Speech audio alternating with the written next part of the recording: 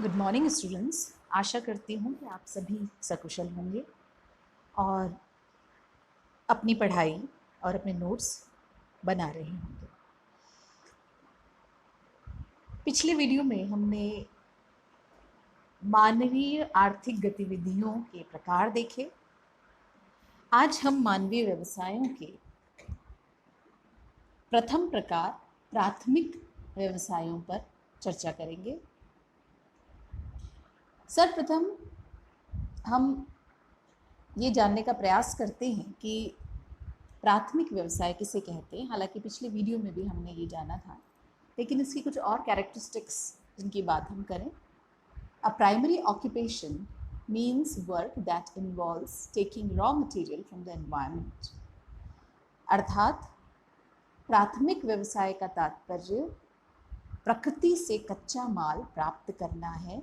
उदाहरण के लिए जीवन निर्वाह कृषि या जीवन निर्वाहक आखेट। Activities of man related to land, जो कि धरातल से सीधे संबद्ध मानव की गतिविधियां हैं, वो इसके अंतर्गत सम्मिलित की जाती हैं। इस गतिविधि से उत्पन्न उत्पाद वास्तव में जो इससे सीधे संबंधित व्यक्ति हैं उन्हीं का भरण पोषण करने में सक्षम होती हैं। उतना ही प्रोडक्शन इसमें किया जाता है। इनमें इनकी इकोनॉमिक वैल्यू नहीं होती, क्योंकि इनका मास प्रोडक्शन, बहुत ज़्यादा मात्रा में इनका उत्पादन नहीं किया जाता। ये मुख्य रूप से विकासशील देशों में और अविकसित देशों में प्रधान व्यवसाय है। एक महत्वपूर्ण बात ये भी है कि ये द्वितीयक व्यवसाय के लिए कच्चा माल उपलब्ध भी करवाते हैं। वे देश जिनकी डिपेंडेंस, जिनकी आश्रितता प्राथमिक व्यवसाय पर अधिक है, उनकी इकोनॉमी, उनकी अर्थव्यवस्था प्रायः निम्न स्तरीय पाई जाती है। बहुत उच्च स्तरीय, बहुत ज़्यादा डेवलप्ड इकोनॉमी नहीं पाई जाती। इससे संबंधित वर्कर्स जो इसमें लगे हुए हैं उन्हें रेड कॉलर वर्कर्स कहा जाता है। देखिए, अब जो इसकी कैरेक्टरिस्टिक्स, इसकी विशेषताओं के बाद जो महत्वपूर्ण बात आती है, हम अगर इसमें सम्मिलित करें तो मुख्य रूप से जो व्यवसाय इसके अंतर्गत आते हैं वो फूड गैदरिंग एंड हंटिंग, यानी भोजन संग्रह और आखेट, प्रिमिटिव टाइप का। इसमें कोई तकनीक शामिल नहीं है, इसमें कोई अर्थ अर्जन की, मार्केटिंग की गतिविधियां सम्मिलित नहीं हैं। ये मुख्य रूप से आपको वहाँ पर देखने को मिलेगा। इसके दो एरियाज हम मोटे तौर पर कह सकते हैं। रेन फॉरेस्ट एरिया, देखिए रेन फॉरेस्ट का मतलब है इक्वेटर पर वह भाग जहाँ पर वर्ष भर वर्षा होती है, जिसके कारण सदाबहार वन पाए जाते हैं। इस संदर्भ में अमेज़न, जो कि साउथ अमेरिका, यहाँ पर आप देख सकते हैं अमेज़न बेसिन, अफ्रीका का कांगो बेसिन और दक्षिण पूर्वी एशिया का क्षेत्र, इक्वेटर का पार्ट, ये आप देख रहे हैं इक्वेटर 0 डिग्री का पार्ट, इक्वेटर का पार्ट, इसके अंतर्गत भूमध्य रेखा का भाग, जहाँ पर सूर्य की सीधी किरणें आती हैं वर्ष भर और जिसके कारण संवहनीय वर्षा रोज होती है।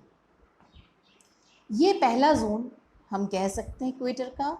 दूसरा जोन, क्योंकि यहाँ पर इतने सघन वन है कि किसी अन्य प्रकार का ट्रांसपोर्टेशन या अन्य प्रकार का विकास यहाँ पर नहीं हो पाया है, वाणिज्य संचार का विकास नहीं हो पाया। इसीलिए यहाँ पर पाई जाने वाली जनजातियाँ स्थानीय वनों में पाए जाने वाले कंदमूल का भक्षण करते हैं, उनसे अपना भरण पोषण करते हैं और जो जानवर वहाँ पर मिल रहे हैं उन्हीं का आखेट करके अपना जीवन यापन करते हैं।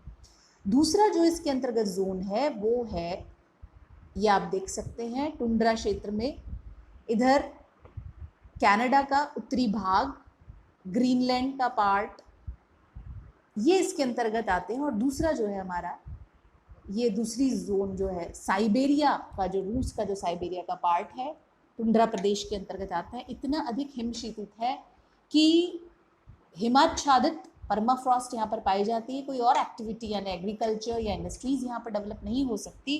तो स्थानीय जनजाति जो मुख्य रूप से एस्किमो है, वो स्थानीय मछलियों को मार करके उनसे अपना भोजन ग्रहण करके अपना जीवन यापन करते हैं। तो ये दो बेल्ट यहाँ पर आप देख रहे हैं, जो हमने फर्स्ट वीडियो में देखा था, फिजिकल कंस्ट्रेंट यानी भौतिक अवरोध, जलवायु अनुकूलता न होने के कारण मनुष्य यहाँ पर प्रविष्ट नहीं हो पाया, इसलिए जो स्थानीय जनजातियां रह रही हैं वो मजबूरन अपने स्थानीय संसाधनों से ही अपना भरण पोषण कर पा रही हैं। इस कारण यहाँ पर प्रिमिटिव प्राथमिक प्रकार का आखेट और भोजन संग्रह गतिविधि, जिनमें किसी प्रकार की कोई तकनीक सम्मिलित नहीं है, कोई मार्केटिंग नहीं है, किसी अन्य को बेच नहीं रहे, सिर्फ स्वयं का भरण पोषण कर रहे हैं। तो ये जोन्स, इनका डिस्ट्रीब्यूशन कौन कौन से क्षेत्र में है? अमेजन, कांगो, दक्षिण पूर्वी एशिया, और उत्तरी गोलार्ध में अगर हम बात करें टुंड्रा क्षेत्र में, तो कनाडा का उत्तरी भाग, ग्रीनलैंड और साइबेरियाई भाग इसके अंतर्गत सम्मिलित किए जाते हैं। ये रेन फॉरेस्ट और इनको बताने वाली एक और स्लाइड है। यहाँ पर हम देख सकते हैं कि जो बात हमने कही, यहाँ पर बोरियल फॉरेस्ट जो कि ध्रुवीय क्षेत्र है, ये देख रहे हैं आप, और ये रशिया का और ये कनाडा, अलास्का और इसका, जिसका संदर्भ दूसरी पेटी थी हमारी। और ये पहली पेटी tropical rain forest, Amazon, Guyana जो क्षेत्र है इसका आप देख सकते हैं, यहाँ पर कॉन्गो, और ये दक्षिण पूर्वी जो एशिया का भाग है। इसे थोड़ा सा जूम इन करके देखें तो हम यहाँ पर ये अमेजन, इधर सेंट्रल अफ्रीका में जो कांगो का पार्ट है इसमें गयाना का भाग, Congo, Republic of democratic Republic of Congo इसके अंतर्गत मुख्य रूप से आते हैं। और ये इंडोनेशिया का पार्ट, साउथ ईस्ट एशिया का पार्ट, जो कि ट्रॉपिकल फॉरेस्ट, भूमध्य रेखीय जो वनीय क्षेत्र हैं वो इसके अंतर्गत आते हैं। नेक्स्ट जो दूसरा प्राथमिक व्यवसाय है वो है आदिम जीवन निर्वाह कृषि। देखिए, जैसा कि नाम से स्पष्ट है, आदिम यानी कि प्राचीन जो औजार, प्राचीन जो उपकरण हैं उनसे की जा रही है। जीवन निर्वाहक मतलब वही बात कि स्वयं के भरण पोषण के लिए की जाने वाली कृषि।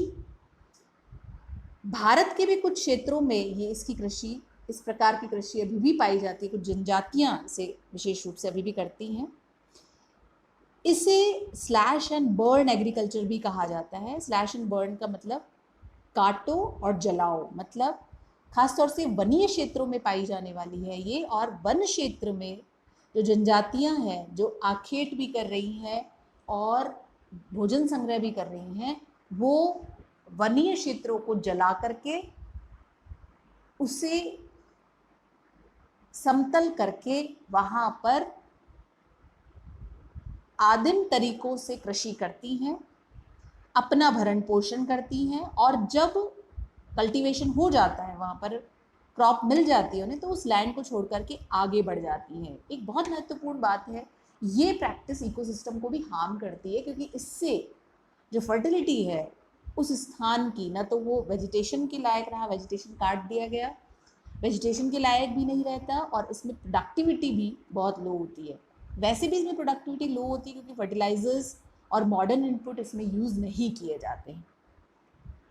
अगर इसके क्षेत्रों की बात की जाए तो यहाँ ये भी खासतौर से रेन फॉरेस्ट एरिया, जो अमेजन, कांगो, भारत का जो भाग है यहाँ पर देख सकते हैं हम, ये अमेजन का भाग, कुछ मध्य अमेरिका के भागों में, मैक्सिको में भी इसकी प्रैक्टिस की जाती है। ये कांगो, मध्य अफ्रीका का भाग, सिर्फ कांगो बेसिन नहीं, उसके आसपास के क्षेत्रों में भी, और यहाँ पर जो भारत का, म्यांमार का, कंबोडिया का जो भाग है वहाँ पर, इसके अलावा दक्षिण पूर्वी एशिया के भाग में भी प्रिमिटिव सब्सिस्टेंस यानी प्राथमिक जीवन निर्वाह कृषि की जा रही है। इसके बाद जो तीसरा बहुत महत्वपूर्ण प्राथमिक व्यवसाय आता है वो है नॉमैडिक हर्डिंग यानी चलवासी पशुचारण। इसमें जो जनजातियां हैं, जो स्थानीय लोग हैं, वो अपने पशुओं को जो स्थानीय चारागाह है वहाँ पर उन्हें मुख्य रूप से पशुचारण की क्रिया करवाते हैं और पशुओं से प्राप्त प्रोडक्ट्स पर स्वयं आश्रित रहते हैं। इसमें कहीं कोई उच्च तकनीक का इस्तेमाल नहीं किया जाता और न ही इसमें कोई मार्केटिंग या कमर्शियल पर्पस शामिल होता है।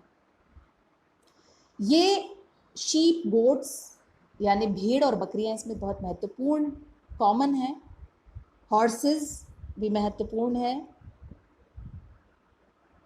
यहाँ पर ये एनिमल्स जिन्हें ये जो लाइफ स्टॉक है, ये जो पशु संपदा है, ये इन स्थानीय लोगों को दूध, चीज़, मीट, उनके बाल, ऊन, उनकी स्किन और उनका जो गोबर है वो भी ईंधन के लिए काम में लिया जाता है। ये खास तौर से अगर इनका डिस्ट्रीब्यूशन देखा जाए तो आप इस बात को थोड़ा गौर करिए कि सीधा कनेक्शन किस चीज़ से है। अगर इस प्रैक्टिस की बात की जाए तो इसका सीधा कनेक्शन फिजिकल, ज्योग्राफिकल फैक्टर इसके पीछे रिस्पॉन्सिबल कहा जा सकता है। जहां पर शुष्क जलवायु दशाएं हैं उसके कारण घास वहां पर पाई जाती है और उन पर आश्रित पशुचारण गतिविधि की जाती है। इसके मुख्य अगर हम क्षेत्र देखें, एरिड जोन और सेमी एरिड जोन की अगर हम बात करें तो शुष्क और अर्धशुष्क क्षेत्र में ये आप देख सकते हैं, यहाँ पर साहेल, अफ्रीका का जो ये बेल्ट है, सहारा और साहेल का जो बेल्ट है वहाँ पर, मिडिल ईस्ट, मध्य पूर्व, सेंट्रल एशिया, मंगोलिया का जो भाग है, मंगोल्स यहाँ पर विशेष रूप से पाए जाते हैं। और जो रशिया का भाग है, जो रिमोट पार्ट है, वहाँ पर भी कुछ लिमिटेड जो स्थानीय पशु हैं उनको पशुचारण के माध्यम से मुख्य रूप से स्वयं जनजातियां अपना भरण पोषण कर रही हैं। तो इसका सीधा संबंध अगर देखा जाए तो एरिड और सेमी एरिड जोन से है, जहां पर वर्षा कम है, वेजिटेशन कवर ग्रासलैंड के इक्वेटोरियल ग्रासलैंड के रूप में है और इसकी वजह से जो स्थानीय जनजाति हैं वो अपना भरण पोषण उन घासों पर आश्रित पशु संपदा से करने को बाध्य हैं। तो ये मुख्य रूप से इसमें देखी जाती है। समराइज्ड वे में अगर हम प्राइमरी सेक्टर की बात करें तो आप मोटे तौर पर ये बात ध्यान रख लीजिए कि प्राथमिक व्यवसाय वो व्यवसाय हैं जो कि प्रारंभ से, जब से मनुष्य पृथ्वी पर अस्तित्व में आया था तब से अब तक भी अपने अस्तित्व में विद्यमान है। इनका मुख्य उद्देश्य स्वयं का जीवन निर्वाह करना होता है। इसमें कोई तकनीक का इस्तेमाल नहीं किया जाता, कमर्शियल प्रैक्टिस, मार्केटिंग इसमें सम्मिलित नहीं होती है और ये मुख्य रूप से किसी फिजिकल कंस्ट्रेंट यानी प्राकृतिक बाधा युक्त स्थान पर स्थानीय जनजातियां करने के लिए बाध्य होती हैं। इनमें 3 प्रैक्टिसेस मुख्य रूप से आती हैं: प्राथमिक जीवन निर्वाह कृषि, भोजन संग्रह और आखेट, और तीसरा आता है प्राथमिक पशुचारण। तो प्रश्न, जो पहला प्रश्न था, जो पिछले वीडियो में हमने देखा था कि प्राथमिक जो व्यवसाय हैं, मानवीय व्यवसायों को प्रभावित करने वाले कारक, उसी का ये अग्रिम भाग है प्राथमिक व्यवसाय किसे कहते हैं, प्राथमिक व्यवसाय विश्व में किन किन स्थानों पर कौन कौन सी प्रैक्टिसेस होती हैं, उनका सचित्र मानचित्र सहित वर्णन कीजिए, विवेचन कीजिए। इस तरह से प्रश्न आ सकता है। अगले वीडियो में हम जो रिमेनिंग सेकेंडरी, टर्शरी, क्वार्टरनरी और क्विनरी को समझेंगे। तब तक आप इनके नोट्स बना लीजिए और मानचित्र में इनको अलग अलग बताइए, जिससे आपको याद करने में सुविधा हो। इसे सीधा ज्योग्राफिकल टर्म से, ज्योग्राफिकल फैक्टर्स से जोड़ करके देखेंगे तो आपको समझना बहुत आसान हो जाएगा। चलिए, thank you and take care.